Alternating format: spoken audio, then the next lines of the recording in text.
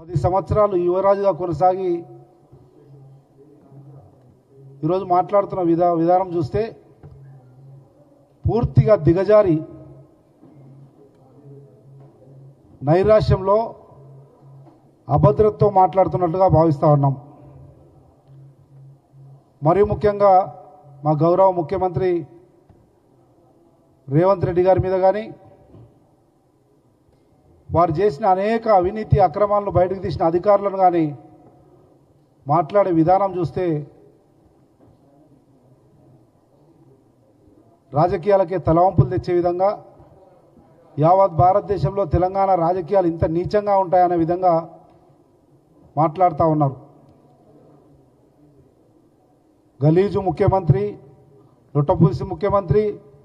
ఈరోజైతే నేను కూడా 30 సంవత్సరాలు నాకు తెలిసి కేటీఆర్ కంటే 2 దశాబ్దాల ముందే నేను రాజకీయంలో ఉన్నా. కానీ ఇంత దిగజారి మాట్లాడే వాళ్ళని చూడలే. లుచ్చా పనులు లుచ్చా ముఖ్యమంత్రి అంటాడు. ఏంది లుచ్చా, ఎవరు లుచ్చా అనేది ఒక్కసారి బేరేజ్ వేసుకుంటే తెలంగాణ భవన్ నుంచి ఎవరైనా పంపి లుచ్చా పనులు లుచ్చా గాన్లు ఎవరో చర్చిద్దాం. ఏంది లుచ్చా పని అంటే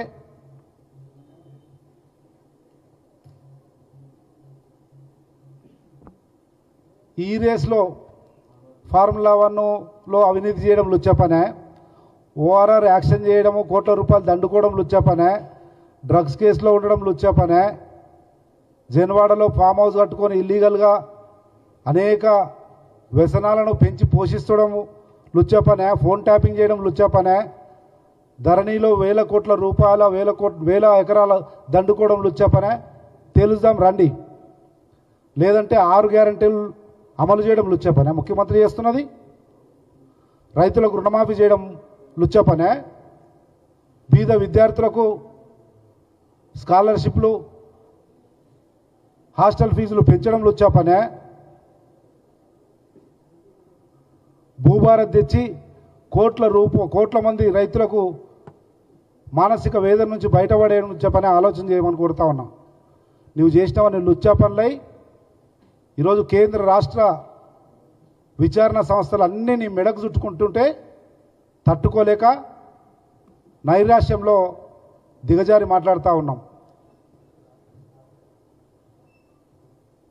ఆ విచారణ సంస్థలకు సమాధానం చెప్పలేక, చెప్పే నీలో చేవలేక చేసిన పాపాలన్నీ మెడకు చుట్టుకుంటున్నాయి కదా అని చెప్పి ఇష్టం వచ్చినట్లు మాట్లాడితే చూస్తూ ఊరుకోమన్న విషయాన్ని కూడా గుర్తు చేస్తూ ఉన్నాం. జాగ్రత్త, మళ్ళొకసారి నాటుక ఇష్టం వచ్చినట్లు తిరిగితే తాట తీస్తాం బిడ్డ. తమాషలు అవుతున్నాయా? గౌరవ ముఖ్యమంత్రిని, అధికారులను, విచారణ సంస్థలను అవహేళన చేస్తూ ఇష్టం వచ్చినట్లు మాట్లాడుతూ ఉన్నాం. ఏసీబీ నుంచి పోతే ఎందుకు ఆయనకి మంగళారతులు? నీ జైలుకు వచ్చిన చెల్లెలు మొత్తం కుటుంబం హారతులు ఎందుకు ఇస్తారు? దొంగతనం చేసి మావాడు ఇంకా అరెస్ట్ కాకుండా బయటపడ్డాడు అన్నటువంటి సంతోషంతో మంగళారతులు ఇస్తారు. ఒకవేళ ఏం లేకపోతే మంగళారతులు ఎందుకు? ఆయన పెద్ద పోటుగానిలాగా పెద్ద ఉద్ధరించి వచ్చినావా? సాహసం చేసి వచ్చినావా?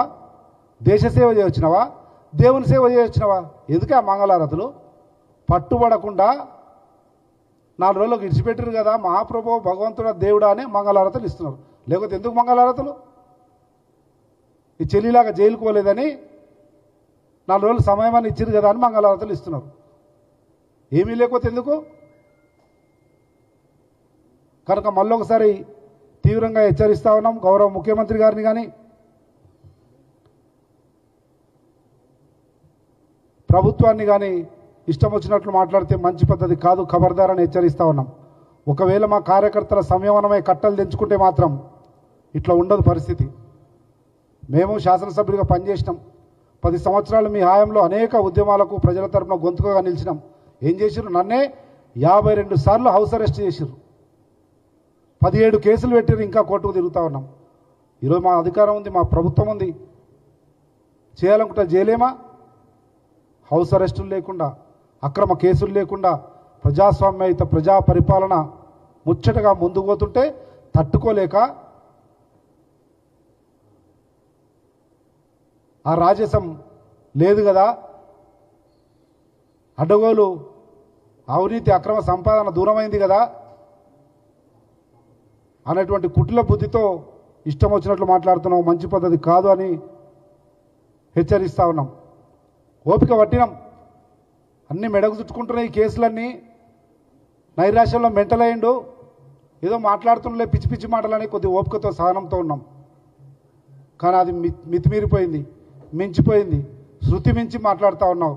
మన తెలంగాణ యాసలో భాషలో వాడు కిరాకైండు అంటారు. అట్లా నువ్వు కూడా కిరాకైనట్లు కనబడుతుంది, అది శృతి మించుతూ ఉంది. ఒకవేళ అట్లయితే ఏమవుతుంది, కిరాకైన మీద పిచ్చి కుక్కలు ఎంట పడతాయి.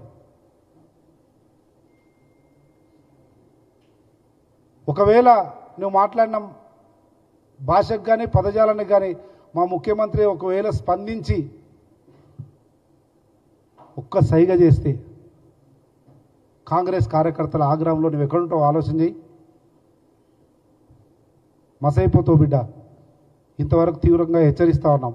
ఇక ముందు హెచ్చరించడం కాదు కదా, ప్రత్యక్ష చర్యలకు కూడా పాల్గొనే పరిస్థితిని నీ పదజాలం వల్ల, నీ అడ్డగోలు మాటల వల్ల నీ అంతకు నీవే కొని తెచ్చుకున్నవాడవుతావు. ఖబర్దార్ కేటీఆర్ అని హెచ్చరిస్తూ, రాబోయే రోజుల్లో నేను ఏదో పెద్ద చదువు చదువుకున్నా అంటావు, అమెరికాలో పోయినా ఏదో బారిస్టర్ చదివిన చదువుల్లో చెప్తావు. మళ్ళా ఏం చదివినావు?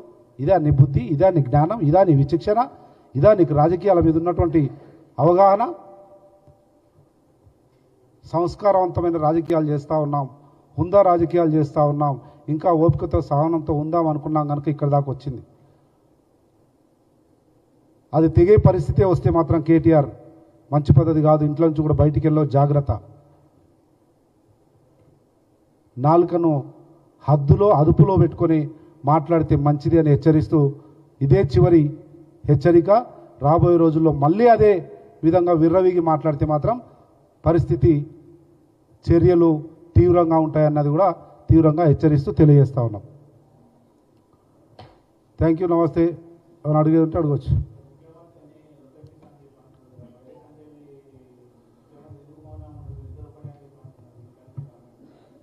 ఇది కిరాకైంది, అదేమో మెంటల్ కృష్ణ. దేశమంతా తెలుసు. 10వ తరగతి పిల్లలు ఆడితే కూడా చెప్తారు, బీజేపీ వాళ్ళు టీఆర్ఎస్ వాళ్ళు కలిసి ఎమ్మెల్సీ ఎలక్షన్లా ఎమ్మెల్యే ఎలక్షన్లా ఎట్లా దోబూచులు ఆడినరు, ఎట్లా అలాయ్ బలాయ్ చేసుకున్నారని. ఈయననే ముఖ్యమంత్రి నీలాక్ అనుకున్నావా? భారతీయ జనతా పార్టీ అనుకున్నావా? అమిత్ షా, నరేంద్ర మోడీల కనుసైగల్లో మొత్తం విచారణ సంస్థలు కానీ ప్రజాస్వామిక వేదికలు కానీ మొత్తం కక్ష సాధింపు, రాజకీయ కక్ష సాధింపుకు పాల్పంచుకునేటువంటి విధానం భారతీయ జనతా పార్టీలో ఉంటుంది, కాంగ్రెస్ పార్టీలో కాదు. నిజంగా రేవంత్ రెడ్డి నైచానికి, రేవంత్ రెడ్డి పౌరుషాన్ని, మొగతనాన్ని, రోషాన్ని చూడాలనుకుంటే ఇప్పటివరకు ఏ ఒక్క టీఆర్ఎస్ కూడా ఉండడు, బతికి బట్టగట్టలేడు. కానీ ప్రజాస్వామ్యత, రాజ్యాంగబద్ధ స్వేచ్ఛాయుత వాతావరణంలో ప్రజాపాలన కొనసాగించాలనే ఆలోచనతో గౌరవ ముఖ్యమంత్రి రేవంత్ రెడ్డి గారు ముందుకు పోతున్నారు కనుక చట్టం తన పని తాను చేసుకుపోతుంది. రేవంత్ రెడ్డి గారి ఇంటి సంస్థలు కాదు ఇవి, రేవంత్ రెడ్డి గారి సొంత కవిత్వం కాదు ఈ కేసులు. కనుక చట్టం తన పని తాను చేసుకుపోతామని చూస్తూ ఉన్నాం. ఈయననేమో వాళ్ళు లోపలుకోవాలి, మేము సందులకించి బయటికి రావాలి, మేమే సెకండ్ ఇదిలో ఉన్నామని చూపించుకోవాలి తాపత్రయంలో మాట్లాడుతున్న మాటలు తప్ప ఇంకోటి కాదు. కేంద్ర మంత్రిగా ఉన్నటువంటి బండి సంజయ్ విచక్షణ కోల్పోయి అరెస్ట్ చేయి, లోపలేయి, దొబ్బు, గల్లవట్టు, గుంజు, ఏందా ఇది?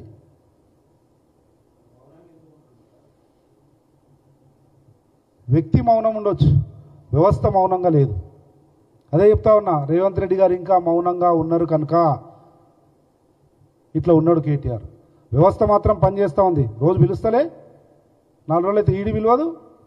వ్యవస్థలు పనిచేస్తాయండి. వ్యవస్థలు రాజ్యాంగబద్ధ ప్రజాస్వామ్య వ్యవస్థలు. వ్యవస్థలు పనిచేస్తాయి, వ్యక్తులు పనిచేయరు. ఆ వ్యవస్థలు పనిచేస్తున్నాయి. ఆ వ్యవస్థలే సరైన సమయంలో సరైన విధంగా ముందుకు పోతాయన్నటువంటి నమ్మకం, విశ్వాసం ఉన్న ప్రజాస్వామ్యత రాజ్యాంగబద్ధ పార్టీ కాంగ్రెస్ పార్టీ కనుక ఈ రకంగా ముందుకు పోతా ఉన్నాం.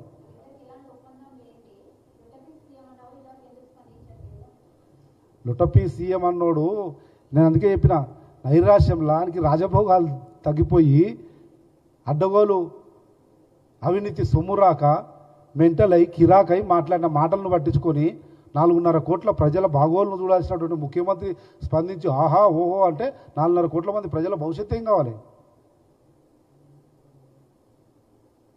అనేక కేసులు మెడకు చుట్టుకున్న సందర్భంలో నైరాశ్యంలో మాట్లాడుతున్న మాటలను పట్టించుకుంటే రాష్ట్ర భవిష్యత్తు ప్రజల సంక్షేమం ఎటు పోవాలి? అది ముఖ్యం ప్రభుత్వానికి కానీ గౌరవ ముఖ్యమంత్రికి కానీ. అరెస్ట్ చేయడం, ముఖ్యమంత్రి అరెస్ట్ చేయడు.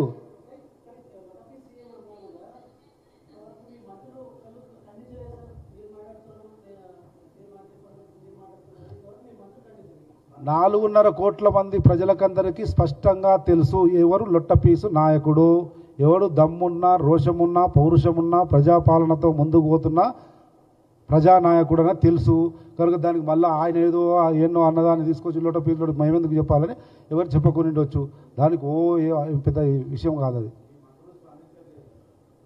మంత్రులు అంటే పొదుముకులు ఆయన మాట్లాడిన దానికి అవినీతిపరుడు, అక్రమార్జనలో మునిగినోడు మాట్లాడిన దానికి మంత్రులు మొత్తం అని బయటికి రావాలన్నా? ఏ మంత్రికి ఆ మంత్రికి ఒక బాధ్యత ఉంది, ఆ బాధ్యత నిర్వర్తిస్తున్నారు. ఆయన మాట్లాడిన దానికి చట్టం తన పని తాను చేసుకోబోతుంది, సంస్థలు సమాధానం చెప్తున్నాయి.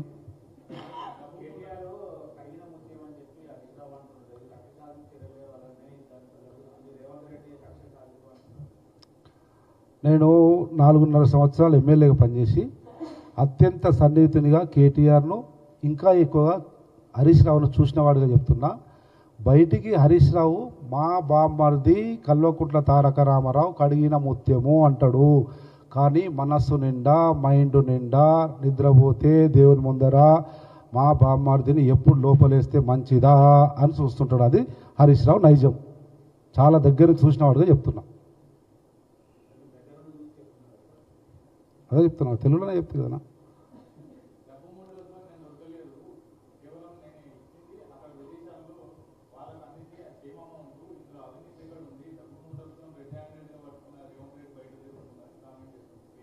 దానికి చట్టం ఉంది, దీనికి చట్టం ఉంది.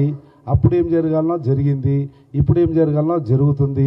ఈయన సాఫ్ట్వేర్ కదా, అమెరికా సాఫ్ట్వేర్ కనుక కనబడకుండా డాలర్లలో ఈ దేశం నుంచి ఆ దేశానికి పంపించిండు. ఈయన ఆరితేరిన అవినీతి పరుడు అని తెలిసే ఈరోజు విచారణ సంస్థలు మళ్ళీ పిలుస్తున్నాయి. సంక్రాంతి తర్వాత రిటర్న్ గిఫ్ట్ లాగా ఈడీ పిలుస్తుంది, అప్పుడు అన్నీ చక్కగా అవుతాయి. ఎవరి మీద 5 కేసు కాదు, ఉట్టిదే లొట్టపీసుకి ఇవన్నీ అనకపోతే అవును కరెక్టే నేను చేసిన పాపాత్మని నేను నాకు శిక్ష చేయని అంటాడా అండి ఎవడన్నా? సర్వసాధారణము. అందుకే అవి తేల్చనీకే సంస్థలు ఉంటాయి, దర్యాప్తు సంస్థలు ఉంటాయి. ఆ దర్యాప్తు సంస్థలే నిగ్గు తేలుస్తున్నాయి, పిలుస్తున్నాయి, మాట్లాడుతున్నాయి. చూడు ఎందుకు ఆరతులు ఏంది నా ఒడిసింది ఆరతి.